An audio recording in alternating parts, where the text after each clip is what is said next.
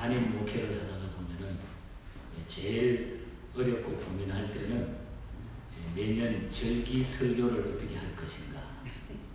매일 똑같은 설교는 할 수가 없는 거고 고민을 가끔 하게 됩니다. 이 부모님 주일에 성경에 나타난 이 말씀들은 우리가 어릴 적부터 수십 번 엄청난 많은 말씀을 우리가 들었고 또 그렇게 알고 있는 그런 메시지들이기 때문에 하나님 앞에 기도하다가 그런 생각을 해봤습니다. 어떤 말씀을 한번 드려야 우리 성도들에게 영적으로 또 깨우침이 되고 교훈이 될까.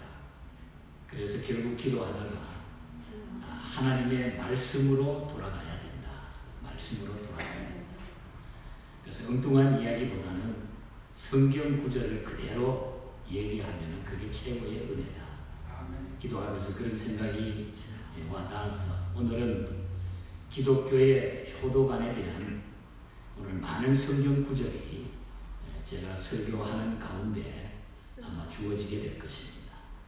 그래서 이 말씀은 하나님께서 우리에게 주신다고 생각을 하고 다시 한번 우리 자녀로 또 부모님들로 우리가 이 세상의 그 모든 과정을 누구나 다 거쳐야 되기 때문에 그러한 마음으로 이 말씀을 받으면서 남은 여러분의 생애와 또 스라의 자녀들이 오늘 이 말씀을 통하여 크게 복을 얻을 수 있기를 주님 이름으로 축복합니다. 기독교의 효도관이 어떤 것인가? 오늘 성경은 우리에게 분명하게 정리해 줍니다. 이 효도관은 유교나 불교나 기타 다른 종교의 효도관이 아니고 바로 우리 기독교의 효도관임을 우리가 분명히 기억해야 됩니다. 오늘 말씀이 보여주는 대로 몇 가지를 생각을 해보겠는데 첫 번째로는 십계명 중에 제5계명은 약속이 있는 첫 계명으로 주셨다고 하는 이야기입니다. 십계명 중에 제1계명에서부터 4계명까지는 우리가 다 알고 있는 대로 하나님께 관한 계명이고 또 5계명에부터 마지막 10계명까지는 사람에게 관한 그런 계명입니다.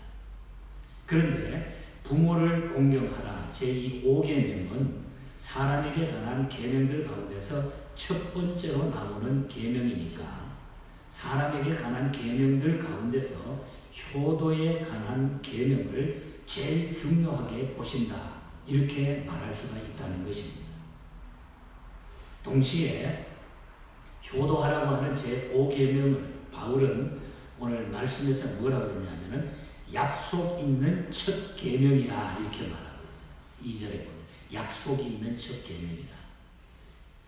제1계명에서 4계명까지는 하라, 하지 말라 이런 명령뿐입니다. 10계명에 보면 우상에게 절하지 말라, 이름을 망령되이 일컫지 말라, 지키라 등등 이런 얘기로 나가게 되어 있습니다. 이렇게 명령뿐입니다. 그 계명대로 하면 어떠한 복을 주시겠다 하는 그런 약속은 없습니다. 그러나 제5계명에서는 효도하면 복을 주실 것을 약속하고 있다는 거예요. 그러니까 제5계명은 바로 약속이 있는 첫 계명이라는 그런 얘기입니다. 약속이 있는 첫 계명입니다. 약속이 주어져 있다는 거예요. 5계명을 잘 지키면 거기에 대한 약속이 하나님께로부터 우리에게 주어져 있다는 거예요. 제2계명도 약속은 있지만 이것은 10계명 전체에 관한 약속이지 제2계명만에 국한한 그런 약속은 아닙니다. 그래서 기독교의 효도관은 약속이 있는 계명이다. 약속이 있는 첫 계명이다. 그러니까 엄청난 이거는 중요한 거죠. 약속이 있는 계명이니까. 그래서 우리가 부모에게 효도하는 것, 효도하는 약속이 주어진 첫 계명이다. 그래서 그게 중요하다는 거죠. 그리고 두 번째로 생각하고 싶은 것은 효도하는 자세는 그럼 우리가 어떻게 해야 되겠는가 하는 그런 얘기입니다. 성경에서는 효도하는 자세를 크게 두 가지로 보여주고 있습니다. 그 하나는 순종을 보여주고 있어요. 오늘 본문 1절에 보면은 자녀들아 너희 부모를 주 안에서 순종하라. 또한 잠언 23장 22절에 보면은 너 낳은 아비에게 청종하고.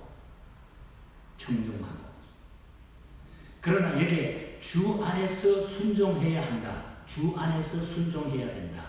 이 말은 아무리 부모의 말씀이라도 주님의 말씀에 어긋나는 명령은 순종할 수 없다는 그런 얘기가 포함되어 있습니다. 예를 들면 우상 섬기라, 조상에게 우상 제사를 지내라 등등 성경에 어긋나는 명령이니까 이 명령에는 순종할 수가 없다고 하는 그런 얘기입니다. 뜻에 어긋나기 때문에 순종을 못하는 경우가 있다 하더라도 여전히 공경을 하라고 그런 이야기를 하고 있습니다. 공경은 하라. 그래서 순종과 공경에 대해서 이야기하고 있습니다. 순종하라, 공경하라. 우리가 이 공경이라고 하는 단어를 제가 어버이 주일날 많이 설명을 했습니다만은 티마오라고 하는 단어를 쓰는데 이것은 값을 지불하라 하는 뜻이에요. 값을 지불하라. 보답하라. 즐겁게 해드리라고 하는 뜻입니다. 잠언 23장 25절에 내 부모를 즐겁게 하며 너 낳은 어미를 기쁘게 하라. 값을 지불하게 하는 것은 그 부모님의 그 사랑에 대해 가지고 내가 값을 지불하듯이 부모님에게 잘하라는 거예요. 공경하라는 거예요. 디모데전서 5장 4절에 보면은 만일 어떤 과부에게 자녀나 손자들이 있거든 저희로 먼저 자기 집에서 효를 행하여 부모에게 보답하기를 배우라. 이것이 하나님 앞에서 받으실 만한 것입니다. 부모에게 보답하기를 배우라. 효를 행해서 부모에게 보답하기를 배우라. 이것이 바로 공경이라는 겁니다. 공경하기. 내 뜻에 맞지 않는다고 해도 그것이 부모가 예수 믿지 않고 내 뜻에 맞지 않는다고 해가지고 우리가 무조건 무시해버리고 순종 안 하고 공경도 안 하는 이런 자세는 잘못해요. 공경은 하라는 거예요. 부모님에게 공경하라는 거예요. 여전히 공경을 하라는 거예요. 그리고 잠언 23장 22절에 내 늙은 어머니를 겸히 여기지 말지니라. 결국 공경하라는 말입니다. 또 히브리서 12장 9절에 보면 또 우리 육체의 아버지가 우리를 징계하여도 공경하였거든. 이런 말씀이 나옵니다. 다른 때에는 물론이거니와 부모님들께서 우리를 징계하실 때에도 우리는 부모님을 공경해야 된다. 징계할 때도. 이 두 가지 순종하고 공경은 효도의 중요한 자세라는 것입니다. 그래서 효도하는 자세는 순종하는 것과 그래서 여기에 사도 바울은 그 앞에 주 안이라고 하는 in Christ라고 하는 주 안이라고 하는 단어를 쓰고 있어요. 주 안에서 순종하고 그리고 공경하라. 공경은 내 부모가 어떤 환경, 어떤 자세가 있다 할지라도 부모님에 대한 그 부모님은 내 부모님이라는 거예요. 부모님을 공경해야 된다고 하는 거예요. 이것이 바로 우리 기독교의 효도관이라고 하는 것을 우리가 잊어버리면 안 되는 것입니다. 그리고 세 번째로 생각하고 싶은 것은 그러면 이 효도 뒤에 주어지는 축복이 있다는 거예요. 효도 뒤에 주어지는 축복. 두 가지가 크게 우리가 많은 것이 있지만은 두 가지를 우리가 기억할 수가 있다는 것입니다. 이렇게 부모님들께 순종하고 공경하면 어떠한 축복을 받는가 하는 것입니다. 어떠한 축복을 받는가. 하는 일이 잘 된다. 첫 번째. 우리 교육관으로 인도해 주세요. 뒤에 오신 분들 우리 아마 EM 식구들 같아요. 앞으로. 하는 일이 잘 된다고 하는 것입니다. 하는 일이 잘 된다. 오늘 6장 3절에 보면 이는 내가 잘 되고 또 신명기 5장 16절에 보면 그리하면 너희 하나님 여호와께서 내게 준 땅에서 내가 생명이 길고 복을 누리리라. 아멘. 복을 누리리라. 이 세상에 사는 사람 치고 자기 일이 잘 되기를 원치 않는 사람이 누가 있겠습니까? 아무도 없죠. 그런데 모든 사람들이 바람을 잘 때는 방법은 부모에게 순종하고 공경할 때에 잘 된다고 하는 것입니다. 부모에게 순종하고 공경하면 잘 된다. 잠언 1장 8절과 9절에 보면은 내 아들아 내 아비의 훈계를 들으며 내 어미의 법을 떠나지 말라. 이는 내 머리에 아름다운 관이요 내 목에 금사슬이니라. 하는 일이 잘 되고 이 땅 위에서 놀라운 하나님의 기쁨을 우리가 소유할 수 있다고 하는 그런 말씀인 것입니다. 우리가 미국 대통령 가운데 초대 대통령 조지 워싱턴을 우리가 잘 압니다. 이 워싱턴 대통령은 어머님의 은혜를 잊지 못해서 더 감사하는 마음으로 하나님께 순종하면서 살았어요. 그의 어머니는 메리 여사라고 하는 분인데 워싱턴이 11살 때 워싱턴 아버지 남편이 세상을 떠나고 맙니다. 천신만고의 어려움을 겪으면서 어린 자녀들을 쭉 길러냅니다. 이 어머니가 혼자서. 워싱턴은 가사를 돕기 위해서 농사일을 하다가 어머님의 지시에 따라가지고 16살 때에 측량 기사가 되어가지고 가게를 이어나갑니다. 돈을 벌면서. 그는 그 후에 독립전쟁 때 군에 입대해가지고 지휘관이 되어가지고 승리를 거두게 되고 마침내는 미국의 초대 대통령에 당선이 됩니다. 그는 한평생 어머님의 은혜를 잊지 못해가지고 남달리 어머님에게 효성을 다하는 거예요. 효성을 다했어요. 그의 어머님은 세상을 떠날 때 마음껏 자기를 감화해준 그 아들에게 내 아들아 효심이 너무너무 고맙다. 너무너무 고맙다. 그리고 내가 부탁은 백성을 하나님의 말씀대로 잘 다스려 달라고 유언을 남기고 세상을 떠납니다. 잠언 1장 8절에서 9절 말씀드렸습니다만 부모님의 말씀에 순종하는 자는 머리에 금관을 쓰게 한다. 머리에 금관을 쓰게 한다. 조지 워싱턴은 이 어머님의 교훈을 받아서 그가 평생 신념으로 삼았던 3가지 덕목이 있습니다. 첫째는 부모님께 효를 다하자. 효성을 다하자. 두 번째는 민중을 위해서 효성을 다하자. 그리고 세 번째는 하나님을 경외하자.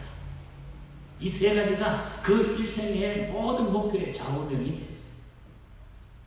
그래서 이 미국이 이 기독교 정신 위에 말씀 위에 굳건히 설 수 있었던 것은 이런 훌륭한 믿음의 지도자들 때문에 섰다고 하는 것을 오늘 우리는 알 수가 있는 것입니다.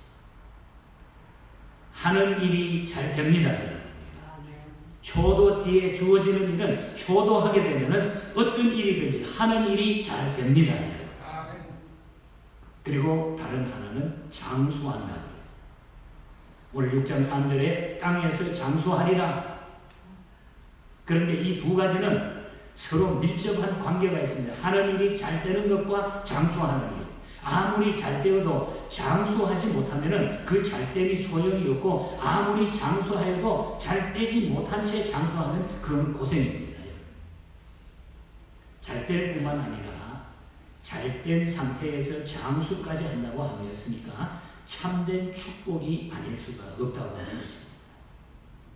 땅에서 잘 되고 장수하시기를 축복합니다. 여러분.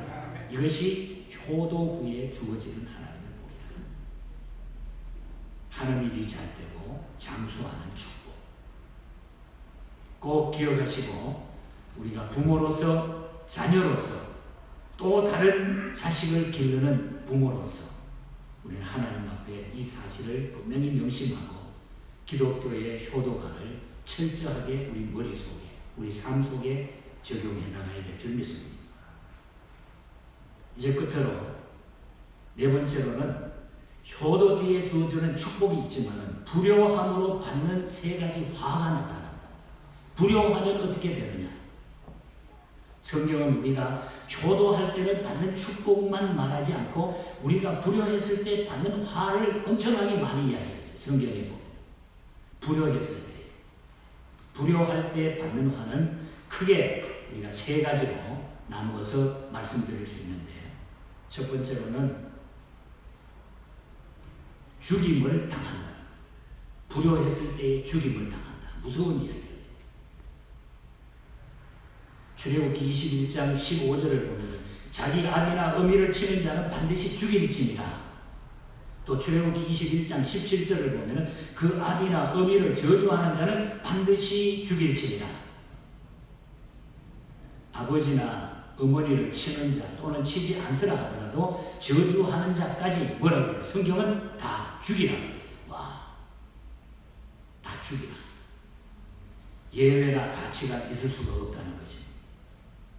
반드시 죽이라고 했어요. 얼마나 강한 명령입니까? 신명기 21장 18절에서 21절에 보면 이러한 말씀이 나옵니다. 사람에게 완악하고 패역한 아들이 있어 그 아버지의 말이나 그 어머니의 말을 순종치 아니하고 부모가 징계하여도 순종하지 아니하거든 그 부모가 그를 끌고 성문에 가서 그 성읍 장로들에게 나가 말하기를 우리의 이 자식이 완악하고 패역하여 우리 말을 순종치 아니하고 방탕하며 술에 잠긴 자라 하면 그 성읍의 모든 사람들이 모여서 그를 돌로 쳐 죽일지니 이같이 내가 너희 중에 악을 제하라.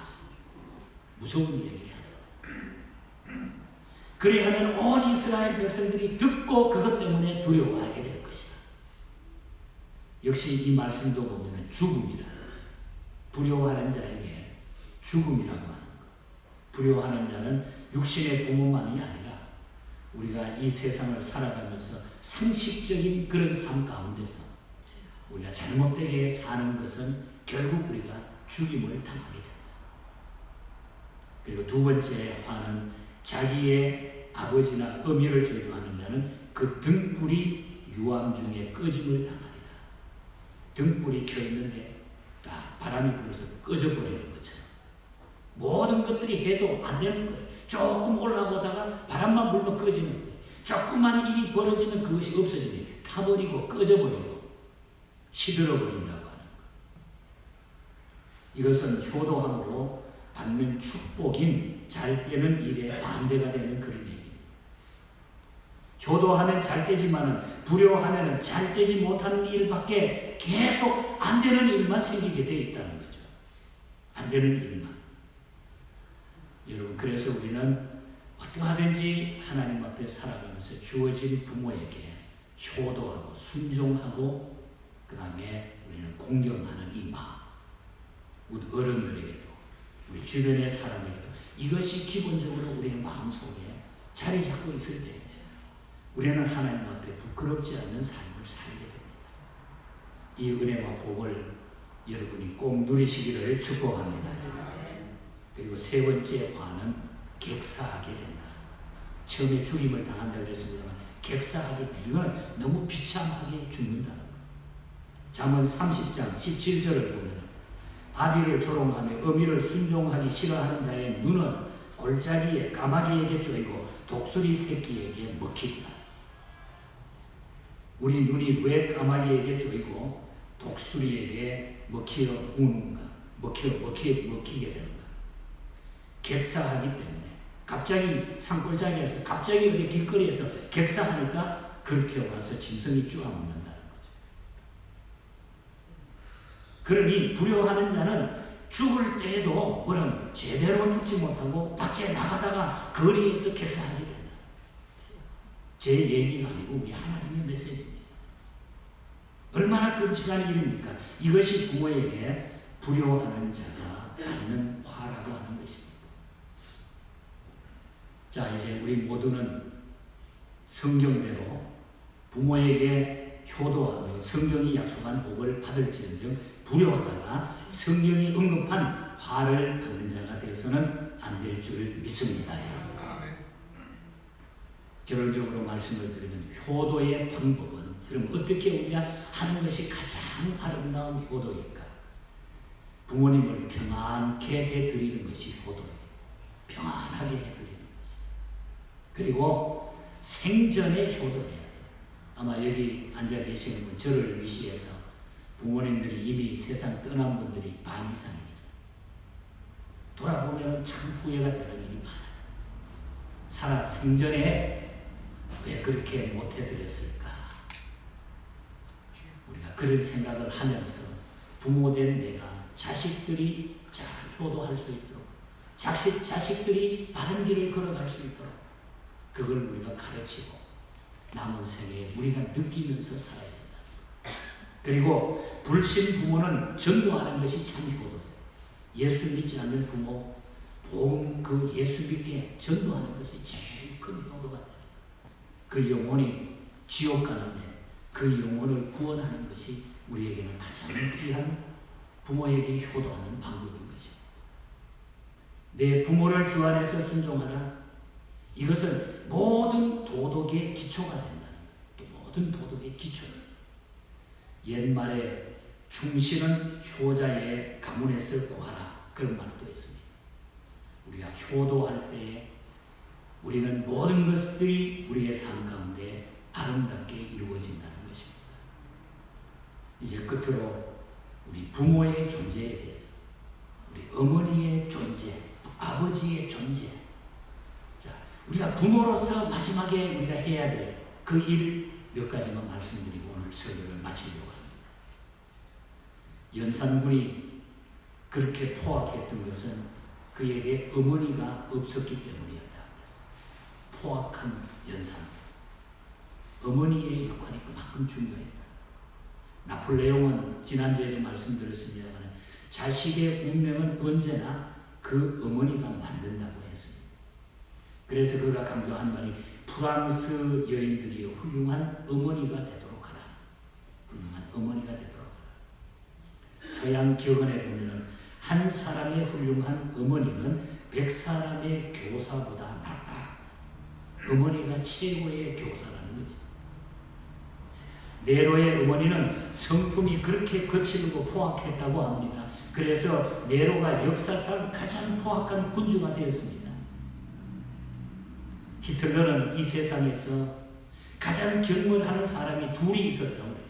하나는 여자고 두 번째는 유태인이었다. 주이시입니다. 그 이유가 가정 환경에서 비롯이 되었다는 거죠. 아버지는 어릴 때 행상을 하기 위해서 물건을 해가지고 멀리 가서 팔아오느라고 어떤 데는 한두 달 만에 집에 들어오곤 했습니다. 그 사이에 어머니는 고독을 견디다 못해서 이웃집에 사는 유대인 남자와 불륜 관계를 맺게 됩니다.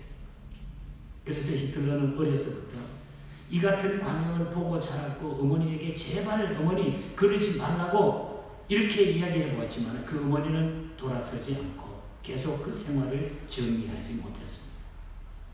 결국 히틀러는 평생을 여자와 유태인을 경멸하는 한을 품게 됐고 그 결과 히틀러는 역사상 악명 높은 폭군이 되고 만 것입니다. 무서운 이야기입니다. 사랑하는 성도 여러분, 여러분은 이 세상에서 가장 위대한 교사들인 것을 명심하시기를 바랍니다. 여러분의 역할이, 우리 한 사람 한 사람 역할이 가정에서 밖에서 어떤 곳에든지 얼마나 큰 것인가를 우리가 잊지 않기를 바랍니다. 자녀를 노엽게 하지 말라. 자녀는 부모를 순종 공경함을 명심해야 됩니다. 잠언 10장 1절에 보면 지혜로운 아들은 아비로 기쁘게 하거니와 미련한 아들은 어미의 근심이 되느니라. 잠언 15장 20절에는 지혜로운 아들은 아비를 즐겁게 하여도 미련한 자는 어머니를 업신 여기느니라. 잠언 23장 25절 내 부모를 즐겁게 하며 너 낳은 어미를 기쁘게 하라. 부모로서 또 우리는 자녀로서 하나님 앞에 해야 될 일이 분명히 있습니다. 이것이 기독교에서 가장 중요하게 곧 가정천국이 우리는 하늘의 천국의 모형을 보여주고 있기 때문에 그래서 여러분들 가정의 달에 우리의 완벽한 사람은 아무도 없어요. 우리 사람은 다 부족하고 다 문제가 있어요. 다 힘들고 다 실수하고 넘어져 있는 상태에 살아가고 그러나 이 주님의 말씀을 우리가 붙들고 내가 몸부림치고 하나님 앞에 나갈 때 하나님은 그 일을 통해서 우리의 앞길을 열어주시고 복을 주십니다. 그래서 이 효도의 복이 엄청나게 우리에게 축복으로 나타납니다. 주변에 우리가 사람을 보세요. 저 사람 별 볼 일 아닌 것 같은데 뚫어보면 그 사람의 삶을 쫙 지켜보면 부모에게 잘했던 것 같아요. 저는 요즘 그것을 많이 살피고 있어요. 아, 그랬구나. 이 진리를 붙들고 우리 하나님 앞에 아름다운 이 땅 위에 여러분의 가정천국 또 주변의 환경천국을 만들어서 열심히 아름답게 사시다가 우리 하나님 앞에 떳떳하게 서는 저와 여러분이 되시기를 주님 이름으로 간절히 축복합니다. 하나님 아버지 감사합니다. 우리 하나님께서는 하나님 잘 섬기라고 가정을 먼저 모델로 우리에게 주신 줄 믿습니다. 자식으로서 또 부모로서 또 우리는 사회생활의 여러 군데 공동체의 일원으로서 윗사람을 섬기며 아랫사람을 사랑하며 존경하며 그리스도의 사랑을 함께 나눌 수 있는 이런 아름다운 모습을 저희들에게 주시옵소서. 그것을 통하여 하나님은 우리에게 놀라운 복을 약속했사오니 이 약속을 다 받을 수 있도록 또 이 약속을 통하여 주시는 하나님의 복을 이 땅에서 많이 누릴 수 있는 모두가 되게 하여 주시옵소서. 교회를 통하여 자라는 어린 영혼들 기억하시고 연로하신 어른들에게 특별한 은혜와 사랑으로 함께하여 주시옵소서. 거룩하신 예수님 이름으로 기도하옵나이다. 아멘. 우리 기립하셔서 304장 우리 함께 찬양.